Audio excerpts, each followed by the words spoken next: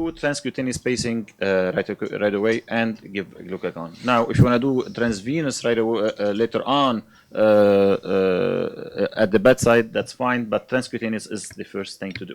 Great case, Bernard. Just want to mention one thing, because I've seen it on few cases. When a transcutaneous pacing is being done, it's very important to not miss. Basically, so you see some artifact. Okay, should let not. me give you this next slide. Okay. Okay. So exactly what Marwan was talking about, and I'm glad now people would understand it better if it comes from two speakers. So you started the transcutaneous pacing, you gave the glucagon, but patient is still unresponsive and hypotensive. So there is something wrong. Should you switch right away to transvenous? Should you increase the output? Should you give isopril or urgent cat or atropine? This is what Dr. Refaat was trying to allude to. You need to make sure that this transcutaneous pacer is capturing, because it doesn't mean if you have a good, nice, large artifact that it is capturing the heart. It's maybe capturing the chest wall. So you need to check the pulse. Okay, so put your hand on the carotid of the patient and make sure that you have for every pacing spike a pulse. So that's why what I tend to do, I crank up the amplitude as high as possible. All right, because the pain of 10 MA is as bad as the pain of a 120. So you need to make sure that it is capturing and put the patches in the anterior posterior position. That's how you capture the heart the most. So sometimes you can capture the way we do it for cardioversion based to apex, but to capture the heart in a better way, anterior posterior position is the best way. So you need to double check that the heart is truly being paced, not the chest wall. So now it's capturing. Life is better, blood pressure is improving. Patient is more responsive, complaining of pain because it's painful. So when you pace someone transcutaneously, it's painful. So most of these cases, as this particular case, obviously these patients come like an arrest. Basically, you end up intubating them and what have you, and sedating them. So if the patient is ventilated, sedated, it's okay to transcutaneously pace the patient, but you don't want to rely on the spacing for a long period of time, because if it's capturing now and he ends up being moved right or left, then you might lose capture, then it's a disaster. So you need to make sure that it is still capturing. So now it's capturing. What should you do next? At this stage, when the the transcutaneous is capturing, that's when you can take your time, not a lot, but you can implant or put in a transvenous pacer, because it's a more reliable system that you can keep the patient on until you start doing some evaluation to understand what am I dealing with. All right, so that's when you can choose doing it at the bedside, right IJ, put it blindly. We rarely do that unless it's a kind of emergency and the transcutaneous is not working properly, because sometimes the transcutaneous can be intermittently capturing, so we rarely end up putting a right IJ line and pacing and implanting the lead blindly. Or you can take the patient to the lab, put a line, it can be right IJ or right femoral, and implant that temporary pacemaker for the patient to maintain a good heart rate. So great, transvenous was placed. One thing I want to add just for the audience as well, cardiologists, if the patient is put on a transcutaneous pacing, if you delay it a lot, patient might get also some burns, some skin burns. So very important not to, for example, put patient like more than 1 day or 2 days on transcutaneous, because despite also, I mean, as Bernard mentioned, it will be there is this comfort component to it, but also they might start to develop some skin burns. Totally. So we don't typically keep people on transcutaneous for more like an hour or 2 or 3 maximum. So if you have a very reliable transcutaneous and things are stable, maybe you can go up to 4 hours, but I don't think we should keep people more than 4 hours on transcutaneous pacer. Sometimes it happened last week, spaces in the lab, things are not typical, COVID era and what have you, you end up like triaging your patients going by priority. You might go beyond 4 or 5 hours, but not more than that. Okay. So transvenous placed, patient is hemodynamically stable. Now he's awake. Echo showed an EF at 45%. Left heart cath, he has an RCA lesion that is 80%. That was stented. So, and the conduction improved Now he is in MOBIS 2 second degree heart block. So does the patient need a pacemaker? Should we wait a bit longer, see if the AV conduction will improve? Should we put in a dual chamber pacemaker? Should we do a CRT? Should we restart the beta blocker, and if he blocks, then a pacemaker? Well, he does not need a beta blocker. So the first question I would say, how important is it to do an angiogram on these patients? And when should the angiogram be done? Should we cut them all? We were talking about acute ischemia or chronic ischemia or stable CAD. A stable lesion in the right coronary artery should not give complete AV block. The mechanism is very different when you're talking about an infarct that's causing AV block or about the stable lesion. So I would not consider that if we fix the RCA, this patient is not going to have AV block anymore. Okay. This is exactly what maybe most EP think should be done, because the heart block that is caused by an inferior MI is due to the irritation of the diaphragm that causes high vagal discharge, and that causes transient heart block. Okay, here it's totally different. This patient has an 80% lesion. Maybe it's causing ischemia, maybe not. Okay, even if you open it up and maybe the block improved, now you have MOBIS 2. This doesn't mean this is a robust AV node. This doesn't mean that the patient will not go back into heart block. Even if the patient starts conducting one-to-one, you shouldn't be fooled and say, well, I fixed the RCA stenosis. Now my patient does not need a pacemaker. So this is a very important point, because we've seen disaster happen, relying on stenting of the RCA and saying, okay, job is done. All right.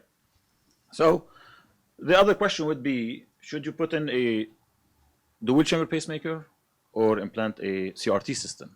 Well, maybe a lot of you are wondering, why am I talking about CRT? The patient's EF is near normal. Why am I talking about CRT? Why? Because of this study. It's called the Block HF trial, Block Heart Failure trial.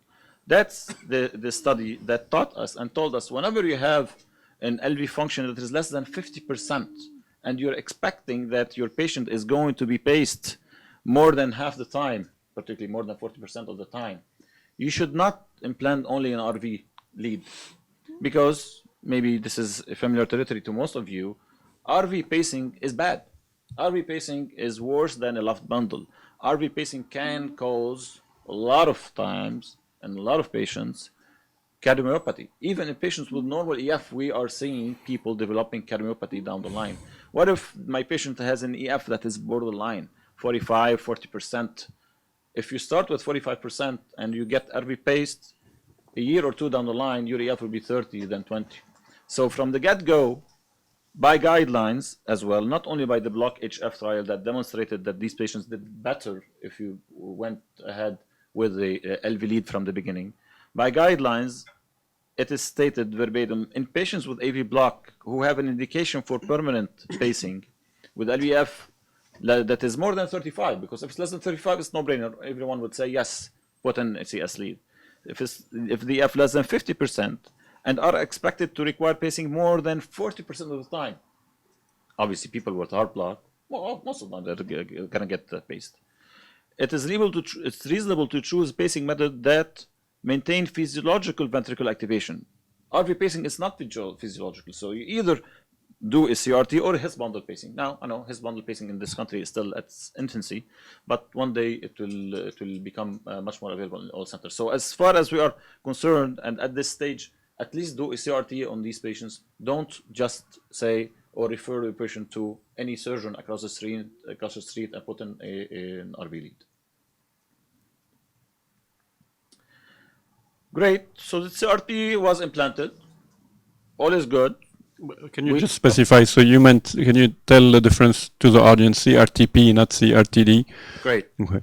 I'm glad you asked. I wanted to talk about this on the program. Great. I'm reading your So mind. in these patients, you also save the patient a CRTD, which is a big deal because this is a much smaller device. So those patients will end up getting a CRT pacemaker, not a defibrillator, all right? Because they don't fit the criteria for EF less than 35% for a defibrillator. But if you put in an RV lead from the beginning, a year or two down the line, you end up upgrading him to CRTD and what have you. All right. So this is a great indication for CRT pacemaker, not a CRT defibrillator. Which is not expensive. I mean, for the cardiologist to know, I don't know the exact price, but that's much less expensive than having a single or dual ICD. Totally. And instead of having a large lead in the right ventricle, now we have a smaller lead. No and coils. instead of having a large box up here, it's a smaller device. So CRT was implanted, but 6 months later, he comes to clinic complaining of fatigue and dyspnea on mild exertion. So what should you do? This is his EKG. We got an EKG on the patient. Should you do an echo? Should you add Entresto? Should you do device interrogation? Should you start diuretics? Should you add an aldactone?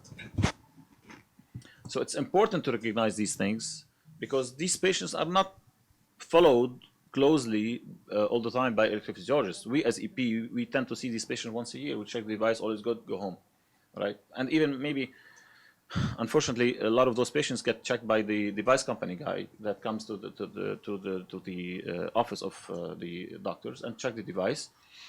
Most of them are good, but not all of them. So that's how the patient presents, and that's his ECG. So to read the EKG for you, this is an A pace, V pace. So the atrium is being paced and the ventricle being paced. But if you look at this electrocardiogram, it looks like a left bundle. Wait a minute. If I'm CRTing this patient, if I have a left ventricular lead, should I see a left bundle? We put the CRT for left bundle branch block. Here, I have supposedly a CRT and I have a left bundle branch block. What does that mean? This means that the LV lead is not working. This means that I'm only RV pacing the patient. So do recognize this. Do obtain EKGs on these patients, especially if they're not behaving well, especially if they're feeling weak and tired and going into heart failure. Don't say, well, I have CRT. The patient should respond to this. Get an EP specialist or at least a technician to check the device and to make sure that the LV lead is capturing. All right. So in this case, the LV lead, and we can play a lot electronically with the LV lead, especially nowadays. It has 4 electrodes. If one is not capturing, the other one can capture. So we can, by just interrogating the device, make the device capturing and start effective CRT. This is a great point, Bernard. So very important in patients who have CRT, you need to see like a sort of an R wave in V1. If you don't see R wave in V1, you have to be doubt that patient is benefiting from CRT. So very important to interrogate the device and make sure basically if the patient is really by V pacing or just RV pacing. Great. So Can you, for the general cardiologist, I know this is a little bit outside the direct topic, tell them how often do we or do you check devices? Because we have patients who are just left for once every 3 years. So what's the general recommendation? Somebody who has a device, how often do they need to come back, see an electrophysiologist and have their device checked? Great question. So if someone is pacing dependent, meaning he's living on this pacemaker, well, the pacemaker needs to be checked every 6 months. But if someone is not pacing dependent, every year is an okay number. So that's how I deal with my patients. Sure. Yeah. All right. Any questions from the audience or from the panel? Well, this comes to the end of my talk and looks like the end of the webinar series as well. I would first like to thank my colleagues, Dr. Refaat and Dr. Njeim, for being here today. And I would like to thank Dr. Bernard Harbi and Dr. Johnny Aboud and Dr. Maurice Khouri for joining us during the past sessions as well. I hope you guys all enjoyed this series of webinars. And on behalf of the President of the Lebanese Society of Cardiology, Dr. Malik Mohammed, we'd like to thank Novartis for this, sponsoring this activity. And would like to say that in the upcoming month there will be several webinars that are highly educational from the Lebanese Society of Cardiology, and I hope we all will join us with these webinars, even if they're not related directly to your subspecialty. Thank you very much. By the way, you can get 1 CME credit for each of these sessions that we had. So if you attended 4 sessions, you get 4 CMEs. Thank you.